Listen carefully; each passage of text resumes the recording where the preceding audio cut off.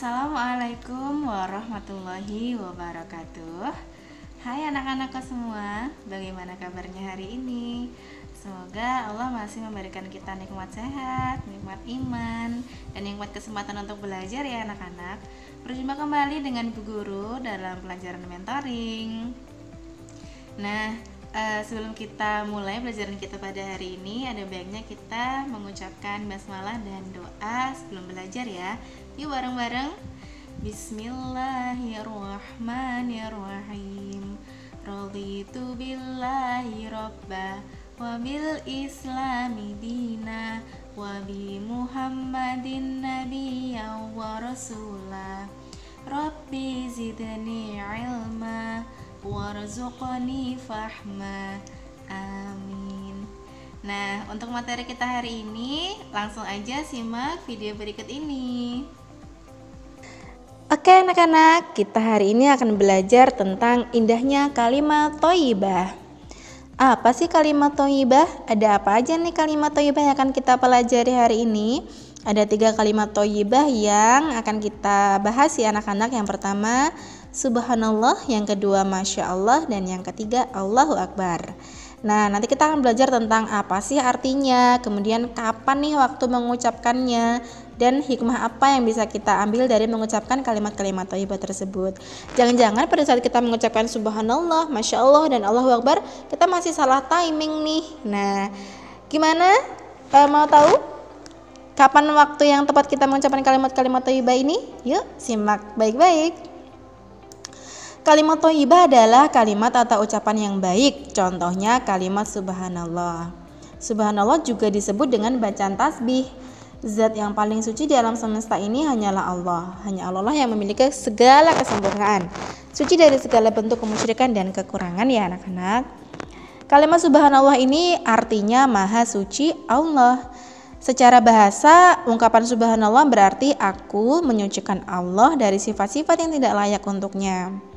Sayyidah Aisyah dalam sebuah riwayat menyebutkan bahwa orang Arab ketika mendapati sesuatu yang tidak mereka inginkan dan mereka berkeinginan untuk mengagungkan Allah, mereka mengucapkan subhan.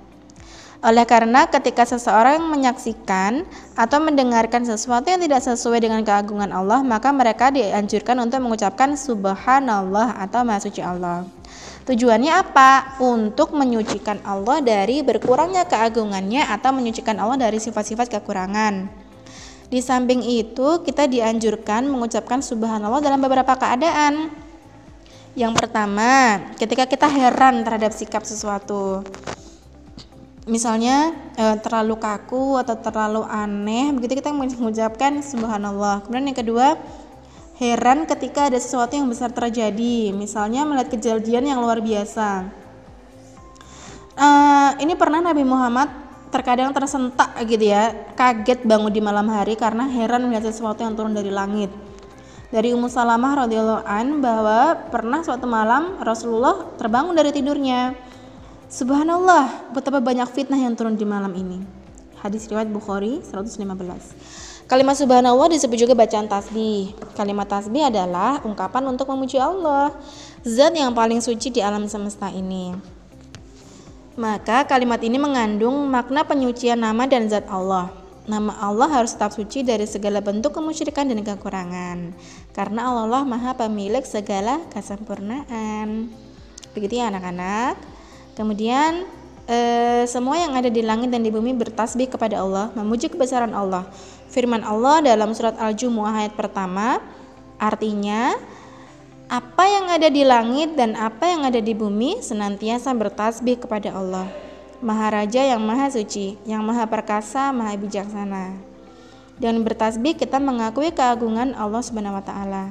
Tidak ada yang berkuasa selain Allah. Dan dengan bertasbih kita mengakui kelemahan dan keterbatasan kita sebagai manusia yang tidak memiliki daya dan kekuatan. Kalimat thayyibah subhanallah juga diucapkan ketika mengingatkan imam dalam sholat, ketika lupa bacaan atau gerakan sholat bagi makmum laki-laki, berzikir sesudah sholat fardu, dan mendengar kejadian luar biasa.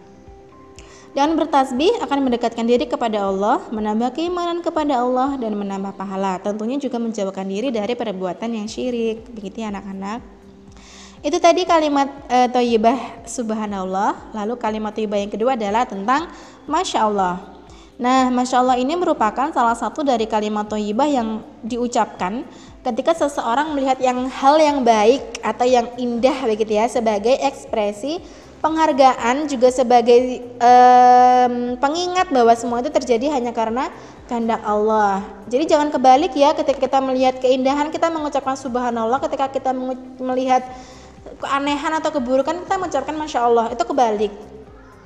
Ketika kita melihat keindahan yang bagus-bagus kita mengucapkan masya Allah, tabarakallah begitu. Ketika kita melihat yang tidak baik, hal-hal yang aneh atau sebuah musibah, kita mengucapkannya subhanallah. Nah, masya Allah, kalimat masya Allah ini artinya Allah telah berkehendak akan hal itu. Ini diucapkan ketika melihat sesuatu atau kejadian yang indah ataupun menakjubkan ya. Contohnya melihat bangunan yang indah, memasuki kebun yang cantik, kita melihat ada sebuah teknologi yang canggih atau prestasi yang membanggakan begitu ya anak-anak, dan melihat keindahan-keindahan yang lain, pemandangan alam dan sebagainya. Dalam Quran surat Al-Kahfi ayat 39 Allah bersabda yang artinya, mengapa kamu tidak mengatakan waktu kamu memasuki kebunmu, masya Allah la quwata illa billah. Sungguh atas kehendak Allah semuanya terwujud, tiada kekuatan kecuali dengan pertolongan Allah. Begitu ya. Kemudian dalil tersebut dipahami dengan penjelasan yang sudah disebutkan bahwasanya objek dari ucapan masya Allah adalah kebun begitu. Jadi dia ceritanya lagi lihat kebun yang indah nih, kemudian Allah mengatakan kenapa nggak mengucapkan masya Allah la haula wala quwata illa billah gitu. Nah kemudian kenapa sih harus mengucapkan masya Allah? Karena di dalam kebun tadi selain tanaman-tanaman yang cantik-cantik begitu ya, itu kan semuanya tumbuh atas izin Allah begitu. Jadi walaupun si pemilik kebun juga berusaha begitu ya dengan menanam, menyirami dan memupuk dan seterusnya. Kalimat masya Allah diungkapkan untuk menunjukkan kekaguman seseorang atau kejadian. Dalam hal ini digunakan sebagai ekspresi penghargaan. Sementara dalam waktu yang sama sebagai pengingat juga bahwasanya semua pencapaian ini bisa terjadi karena kehendak Allah Subhanahu wa taala. Kemudian kalimat thayyibah yang ketiga adalah Allahu Akbar. Nah, sering ya kita dengar anak-anak kalimat Allahu Akbar ini artinya Allah Maha Besar. Nah, kenapa sih kita harus mengucapkan ini? Agar kita selalu diingatkan bahwasanya tidak ada yang melebihi kebesaran selain Allah. Mengingat kebesaran Allah dapat menghindarkan manusia dari sifat sombong. Allahu Akbar artinya Allah Maha Besar, yang disebut juga dengan bacaan takbir ya anak-anak pada saat kita sholat. Allah Subhanahu wa taala adalah zat yang maha besar. Penciptaan alam semestinya dan alam semesta dan seisinya telah cukup menjadi bukti kebesaran Allah Subhanahu wa taala. Mengagungkan kebesaran Allah menjadi kewajiban setiap muslim. Mengingat kebesaran Allah dapat menghindarkan manusia dari sifat sombong. Agar selalu dapat mengingat betapa Allah maha besar di atas segalanya, kita harus membiasakan diri untuk senantiasa mengucapkan takbir atau Allahu Akbar. Kenapa? Karena Allah sanggup nih menjadikan segala hal itu menjadi mungkin begitu. Dalam Quran surat Yasin ayat 82 artinya, sesungguhnya urusannya apabila dia menghendaki segala sesuatu dia hanya berkata jadilah. Kun fayakun. Gitu ya anak-anak. Adanya kejadian-kejadian yang menakjubkan seharusnya membuat kalian ingat akan kebesaran Allah. Sesungguhnya semua hal yang terjadi di dunia ini dapat terwujud atas kehendak Allah. Apabila kita mau berpikir, tentunya banyak bukti yang menunjukkan bahwa Allah itu maha besar. Contohnya penciptaan alam semesta, kemudian penciptaan matahari, bulan, yang keduanya bisa berfungsi secara berjalan bersama-sama begitu ya, berjalan pada orbitnya masing-masing dan tidak pernah berbenturan. Gimana caranya ya kan kalau bukan karena kehendak Allah? Benar Allah menciptakan langit bumi, kok bisa langit tanpa sangga itu masih bisa menggantung di atas kepala kita begitu ya anak-anak. Kemudian apalagi? Oh ini Allahu Akbar atau kalimat takbir juga sering diteriakkan oleh para pahlawan yang berjuang menegakkan agama Allah. Contohnya dulu para pahlawan kita yang menjajah Belanda ya, yang kebanyakan adalah para santri. Mereka meneriakkan Allahu Akbar dalam membangkitkan semangat juang melawan kezaliman. Kemudian juga pada saat di penghujung puasa di bulan Ramadan pada malam hari raya, nah umat Islam beramai-ramai mengagungkan kebesaran Allah dengan menggemakan takbir, begitu ya. Selain itu kalimat thayyibah Allahu Akbar juga diucapkan ketika mengumandangkan azan dan iqamah.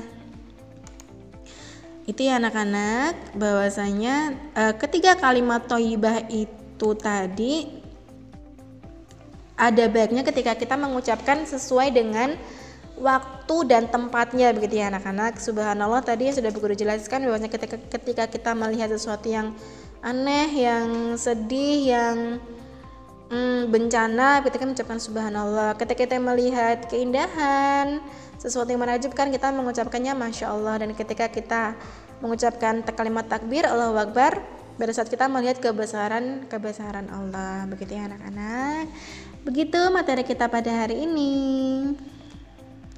Oke anak-anak, itu tadi materi hari ini ya. Semoga kita bisa mengambil pelajarannya. Kemudian catat poin-poin penting yang ada di dalam video yang menurut kalian masih belum paham, bisa diulangi lagi videonya ya anak-anak.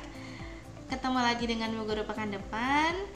Tetap patuhi protokol kesehatan, selalu pakai masker, cuci tangan menggunakan sabun dan air mengalir, kemudian dan jaga jarak ya anak-anak. Tetap makan makanan bergizi dan jangan lupa olahraga. Kita tutup pelajaran kita hari ini dengan membaca hamdalah dan doa kafaratul majelis. Alhamdulillahirabbil alamin. Subhanakallahumma wa bihamdika asyhadu an la ilaha illa anta astaghfiruka wa atubu ilaik. Wassalamualaikum warahmatullahi wabarakatuh.